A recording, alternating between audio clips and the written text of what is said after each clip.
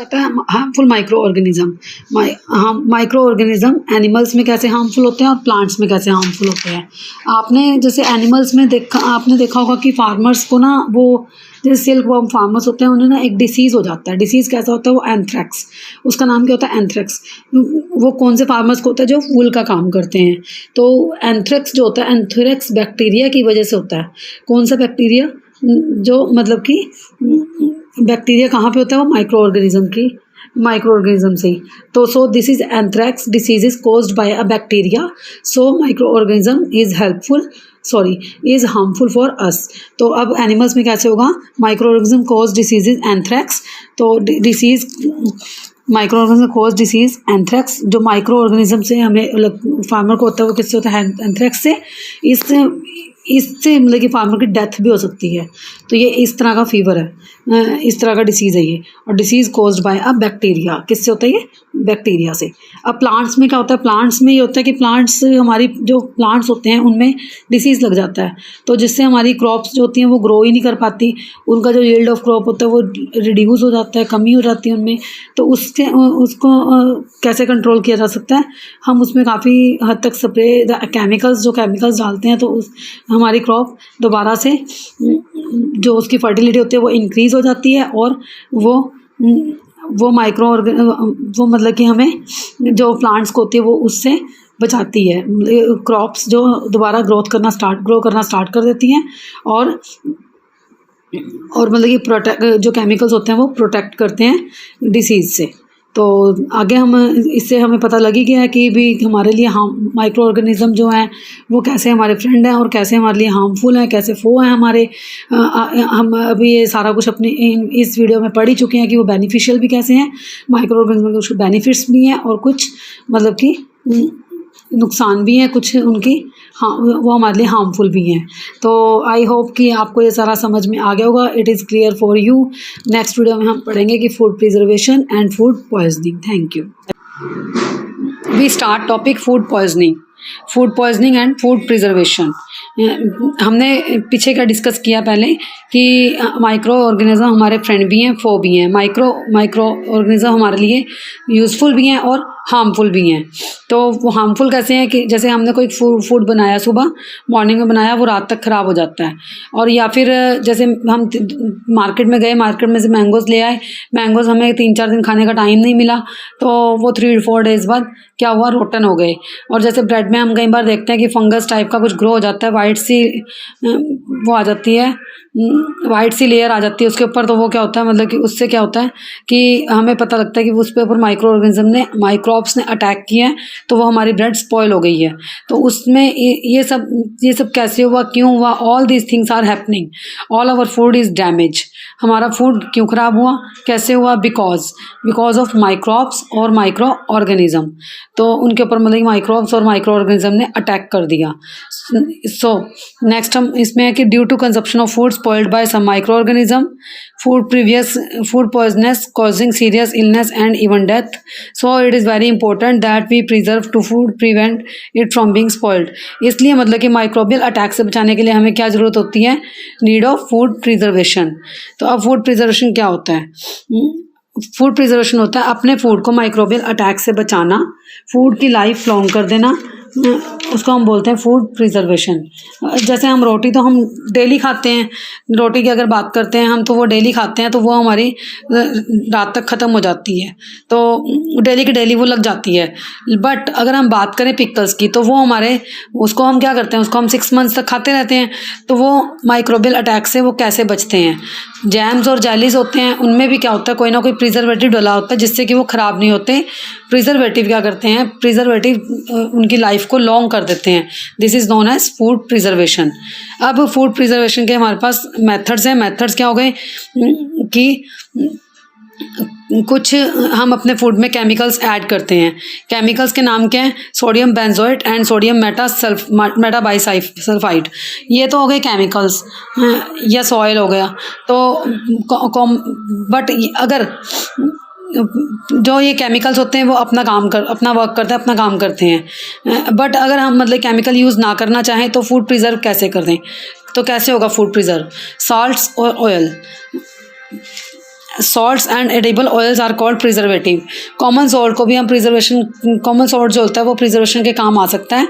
जैसे कि आपने कभी देखा होगा कि फ़िश या मीट होता है उसके ऊपर सॉल्ट की कवरिंग कर देते हैं, तो उस कवरिंग से क्या होता है, माइक्रोबियल अटैक से जो मीट होता है या फिश होती है वो प्रोटेक्ट हो जाती है। और जैसे आपने पिकल्स की बोतल में देखा होगा, अचार की बोतल्स में ऑयल बहुत ज़्यादा होता है, तो ऑयल ज़्यादा होने के कारण भी माइक्रोब्स अटैक नहीं कर पाते। तो similarly oil itself as a preservative. तो सो आगे हम करते हैं चेक, वो क्या करते हैं, oil check the growth of bacteria and prevent the food spoiled. Next क्या होता है हमारा, ये हमारा आ गया, ये भी हम पढ़ चुके हैं, preservative by common salt, meat and fish with dry salt, check the growth of bacteria. Third हमारा आता है प्रिजर्वेशन ऑफ बाय शुगर। तो शुगर क्या करती है, शुगर का क्या काम होता है, शुगर वाटर को नहीं आने देती और मॉइस्चर का कंटेंट भी वो नहीं आने देती। शुगर क्या करती है, पानी को वो सोख लेती है, उसकी वजह से जब पानी नहीं होगा तो माइक्रोबियल अटैक के चांसेस ही कम होंगे। नेक्स्ट हमारा आ जाता, जैसे आता है इसमें jam, jellies and squashes are preservative by sugar. Jams और जेलीज में क्या होता है, शुगर का लेयर जम जाता है, तो वो क्या करता है, माइक्रोबियल अटैक को चेक करता है और उससे माइक्रोब से प्रिवेंट करता है। और फोर्थ आप जानती हैं कि आपको पता ही है कि विनेगर और ऑयल डालकर भी हम अपने फूड को प्रिजर्व कर सकते हैं। जैसे कि bacteria can not live in such an environment, vegetable, fruits, fish and meat are often preserve. तो ये हम सारा स्टडी कर चुके हैं। नेक्स्ट आता है हमारा हीट एंड कोल्ड ट्रीटमेंट्स। अब हीट और कोल्ड ट्रीटमेंट्स क्या होता है, आपने कोई सब्जी बनाई, आपने उसको रात तक खाना है, तो उसको आप क्या करोगे, फ्रिज में रख दोगे। फ्रिज में रखने से क्या होगा, उसके ऊपर माइक्रोबियल अटैक नहीं करेगा। क्यों, वाई, क्योंकि वहाँ पर जाके जो हमने बनाया उसका जो टेम्परेचर होगा वो लो हो जाएगा। तो this is how microbial attack is prevented. Low temperature पर जो होते हैं माइक्रोब सर्वाइव ही नहीं करते। तो अगर लो टेम्परेचर पर microbes can not leave, they can not survive, तो माइक्रोब्स वहाँ होंगे कैसे, होंगे ही नहीं, तो अटैक कैसे करेंगे।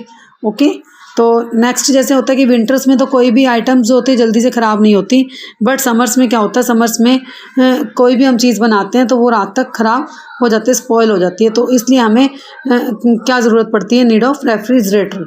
इसलिए आपकी भी मदर क्या होती है, मदर क्या करती है, कोई भी चीज़ होती है या कोई भी चीज़ बनाती है तो उसको क्या करते हैं, फ्रिज के अंदर स्टोर कर देते हैं, स्टोर कर देती है, तो इससे कि हमारा फूड स्पॉइल होने से बच जाता है, तो हमारा फूड प्रिजर्व हो जाता है।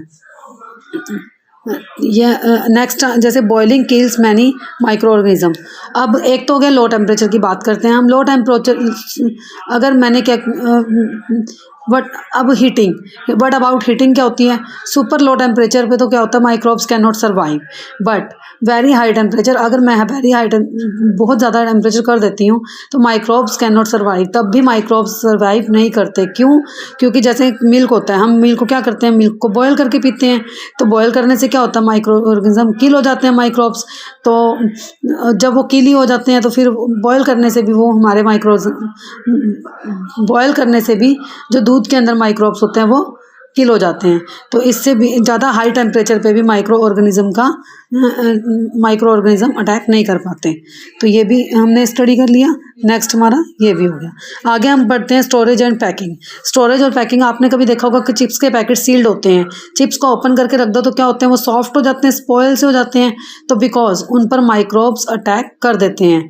तो हम उन्हें क्या करते हैं, एयरटाइट पैकेट्स में ही रखते हैं ताकि वो स्पॉयल ना हो। तो जैसे कि prevent the attack of microbes, ये हमने एयरटाइट पैकेट्स में जो हमें अपना जो फूड होता है वो प्रिजर्व करना चाहिए, because prevent the attack of microbes. I hope कि आपको ये फूड प्रिजर्वेटिव समझ आ गया होगा। नेक्स्ट वीडियो में हम पढ़ेंगे nitrogen cycle and how does nitrogen gets fixed. Thank you students, today we are going to discuss chapter 2 micro organism friend and foe. Micro organisms हम लास्ट वीडियो में पढ़ चुके हैं कि कैसे हमारे लिए यूज़फुल है और कैसे हमारे लिए हार्मफुल है। तो आज हम पढ़ेंगे नाइट्रोजन साइकिल, जिसका फॉर्मूला है N2। तो उससे पहले कि हम नाइट्रोजन साइकिल पढ़ें, उससे पहले हम पढ़ेंगे नाइट्रोजन फिक्सेशन कैसे होती है। अगर हम प्लांट्स की बात करें तो प्लांट्स में नाइट्रोजन कितनी ज़रूरी है, कितनी नीड है प्लांट्स में नाइट्रोजन की। तो अगर बाय चांस हमारे प्लांट्स में नाइट्रोजन लैक हो जाती है या कमी हो जाती है नाइट्रोजन की, तो प्लांट्स ग्रो नहीं करेंगे। तो अगर वो नाइट्रोजन नेचुरली प्लांट्स को जो नाइट्रोजन अवेलेबल होती है वो कैसे फिक्स होती है वो हम पढ़ेंगे। What is nitrogen fixation? Nitrogen fix करने के लिए हमारे पास एक बैक्टीरिया होता है, वो कौन सा होता है? राइजोबियम। राइजोबियम एक ऐसा बैक्टीरिया है जो कि रूट्स के लेग्यूमिनस प्लांट्स में पहले से ही प्रेजेंट होता है। ये नाइट्रोजन को फिक्स कर देता है। अब एक बात पे अगर ध्यान दें कि जो लेगुमिनस प्लांट्स हैं वो राइजोबियम को अपने अंदर क्यों रहने देते हैं, तो बिकॉज ये एक सिम्बायोटिक रिलेशनशिप है जिससे कि दोनों को बेनिफिट होता है, दोनों को फ़ायदा मिलता है। बैक्टीरिया क्या करता है रूट्स में? बैक्टीरिया रूट्स के नोड्यूल्स में रहता है, तो अगर उसको बैक्टीरिया को रूट्स के नोड्यूल्स में रहना है तो उसको कुछ काम भी करना पड़ेगा।